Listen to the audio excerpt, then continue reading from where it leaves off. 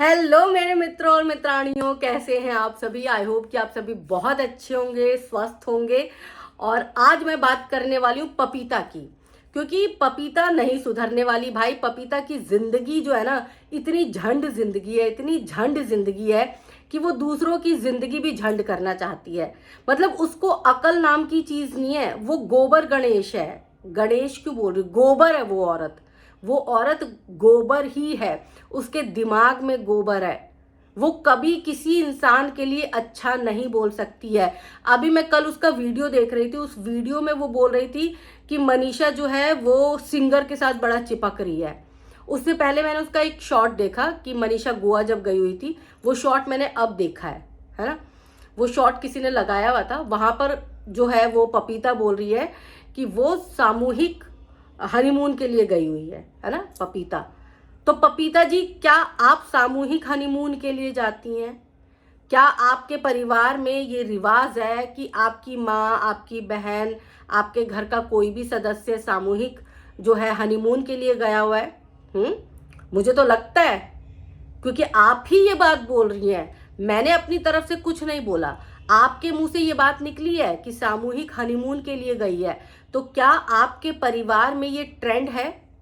अगर आपके परिवार में ये ट्रेंड है तभी तो आप बात कर रही हैं, वरना हमारे दिमाग में तो ये बात कभी आई ही नहीं। हमें तो लगा कि मनीषा गोवा गई है, मतलब गोवा गई है, एंजॉय करने गई है, अपने पति के साथ गई है। इंसान चाहे तो कितनी बार भी हनीमून पर जा सकता है। मुझे कमेंट करके बताइएगा, क्या सरकार ने कोई ऐसा नियम लगाया है कि सिर्फ दंपति एक ही बार अपनी शादी के बाद एक ही बार हनीमून पर जा सकते हैं? मुझे बताइएगा, है ना। और ये सामूहिक हनीमून का क्या मतलब होता है पपीता जी? क्या मतलब होता है सामूहिक हनीमून का? आप ही क्लियर कीजिए, क्योंकि आपके मुंह से निकला हुआ ये शब्द है, आपके दिमाग की उपज है ये। आपको बिल्कुल भी शर्म नहीं आती है इस तरह के शब्दों को बोलते हुए। अरे आपके मुंह में आपके जितने बड़े बड़े कीड़े हो जाएंगे। इस तरह से आप लोगों को बोल रही हैं। कुछ तो शर्म करो, कुछ तो लिहाज करो। एक औरत होने के नाम पे लिहाज कर लो, या नहीं हो औरत। औरत हो भी या नहीं हो, अपने आप को औरत की कैटेगरी में रखना बंद कर दो तुम, क्योंकि तुम औरत नहीं हो। तुम्हारे अंदर औरत वाला गुण नहीं है। औरत होती है उसके अंदर ममता होती है, औरत होती है उसके अंदर संवेदना होती है, औरत होती है उसके अंदर हया होती है, औरत होती है उसके लिए दूसरों के लिए जो है इज्जत होती है, आंखों में पानी होता है, शब्दों में नमी होती है। लेकिन नहीं, तुम्हारे साथ ये प्रॉब्लम है। तुम्हारे पास कुछ भी नहीं है, खाली झोली हो तुम, खाली झोली। और जुबान इतनी जहरीली कि एक बार तुम किसी से पंगा ले लो तो तुम उसको जहर से ही मार दो। इतना जहर भरा हुआ है तुम्हारे दिल में। मैं तो ये सोच सोच के बहुत ज्यादा वो हूं कि भाई तुम अपनी फैमिली में कैसे रहती होगी। तुम्हारी ये जहरीली जुबान, तुम्हारी सास, ननद, देवरानी, जेठानी, कोई तो होगा, कैसे सहता होगा। या फिर तुम्हें वाकई में तुम्हारी इसी जहरीली जुबान के लिए तुम्हें सिटी में भेज दिया कि जाओ तुम अपने ससुर के साथ रहो। मुझे बताओ आप, इतना जहर भरा हुआ है तुम्हारे दिल में। और अब तुम बोल रही हो कि वो जो है, मतलब अब सौरभ के साथ जो है, सिंगर है, हाँ सौरभ ही नाम बोला था, उसके साथ अय्याशी कर रही है, उसके साथ चिपक रही है। हमारे यहाँ कहीं ऐसा होता है क्या? अरे तुम गवार हो भाई, तुम अव्वल दर्जे की गवार औरत हो। तुम अव्वल दर्जे की गवार, निहायत अनपढ़ गवार औरत हो। तुम्हें पता ही नहीं है कि दीन दुनिया में लोग दोस्त भी बनाते हैं। तुम्हारी नजर में औरत मर्द सिर्फ सेक्स के लिए एक दूसरे के साथ रहते हैं। तुम्हारी नजर सिर्फ इतनी है। फिर तुम्हारे ससुर के साथ तुम्हारा नाम जोड़ा जाता है तो तुम्हें आग नहीं लगनी चाहिए, क्योंकि तुम्हारे हिसाब से औरत मर्द सिर्फ सेक्स के लिए एक दूसरे के साथ रहते हैं, है ना।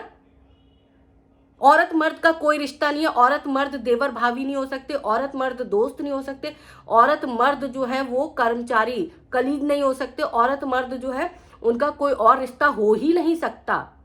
इतनी बड़ी जानवर हो तुम, इतनी बड़ी वहशी दरिंदी जानवर हो तुम। तुम्हें शर्म आनी चाहिए।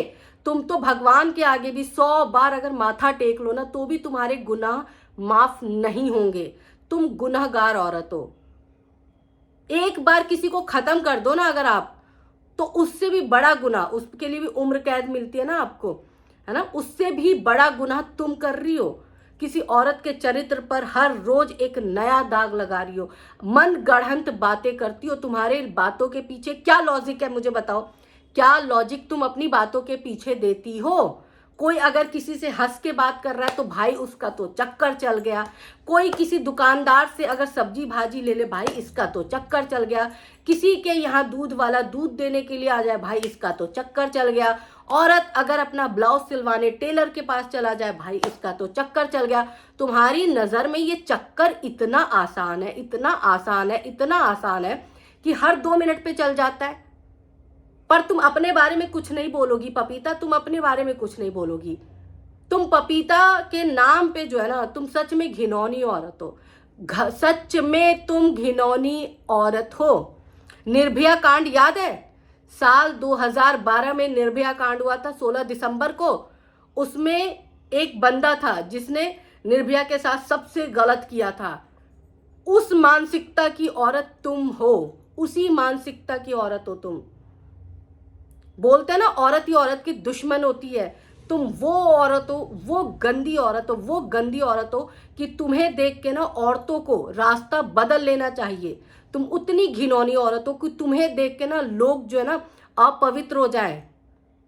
पहले के जमाने में ऐसा होता था ना कि कोई किसी को देख के रास्ता बदल लेते थे, आज भी ऐसा होता है, बहुत सारे लोग करते हैं।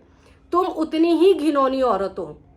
तुम्हें अपने ऊपर घिन आना चाहिए। कभी आईने के सामने खड़े होना, खड़ी हो जाना तुम आईने के सामने, अपने घिनौने चेहरे को देखना। शरीर से तो गंदी हो, मैं बॉडी शेमिंग नहीं करती किसी की, लेकिन तुम शरीर से गंदी हो, दिमाग से गंदी हो, और तुम टोटली गंदी औरत हो।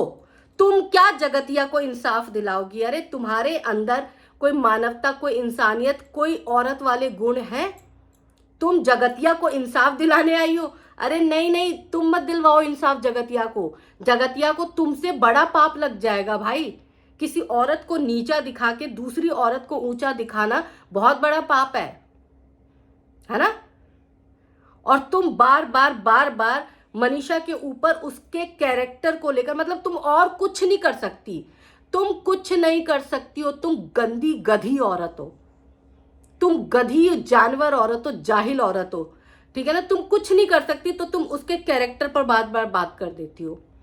हर बार तुम उसके कैरेक्टर पर बात करती हो। और सुनो, इसकी जो भी ऑडियंस है, जो भी इस औरत को देखता है, इस जैसी औरत, अगर आपको ये पसंद है, अगर आप चाहते हो, बोलते हो ना पपीता दीदी, पपीता दीदी, पपीता दीदी, पपीता दीदी, भगवान करे, भगवान करे, मैं सच में दिल से आज ये बात बोल रही हूँ, शाम का वक्त है, मैं दिल से ये बात बोल रही हूँ कि भगवान करे तुम्हारे घर में तुम्हारी बेटी पपीता जैसी हो, तुम्हारी बहू पपीता जैसी ही आए। भगवान करे पपीता जैसी मिल जाए ना। तुम्हारे नाक से पानी पिला दिया ना इस औरत ने।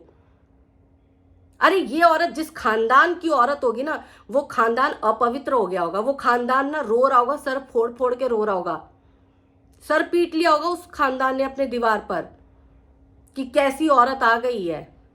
सिर्फ चरित्र पर बात करती है, सिर्फ चरित्र पर बात करती है, कोई और बात करने का मुद्दा ही नहीं है।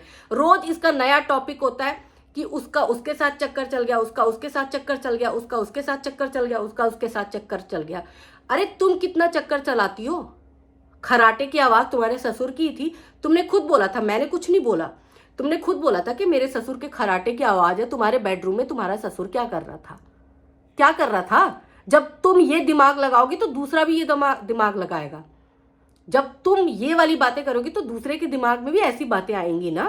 पपीता जी क्या कर रहा था आपका? बताओ, कुछ शर्म करो। और अपने दायरे में अपनी औकात तुम अपनी जुबान से बताती हो, तुम अपनी औकात अपनी जुबान से बताती हो। बहुत थप्पड़ पड़ेंगे तुम्हें, सच बताऊं, तुम्हारी जैसी औरत सामने आ जाए ना भाई, यार कौन सी घटिया औरत है। मतलब क्या हगती और वही खा जाती हो क्या? क्योंकि तुम्हारे मुंह से टट्टी निकलती है यार, निकलती वही है। मतलब सुबह करती हो, खा जाती हो, मुंह पे भी वही लगा लेती हो, शरीर पे भी वही लगा लेती हो। बदबूदार औरत, घिनौनी औरत है। जब तर्कों से बात नहीं चला तो चरित्र पर आ गई, सबके चरित्र के बारे में बताएगी, सबके चरित्र के बारे में बताएगी, अपना चरित्र भूल जाती है। स्कैनर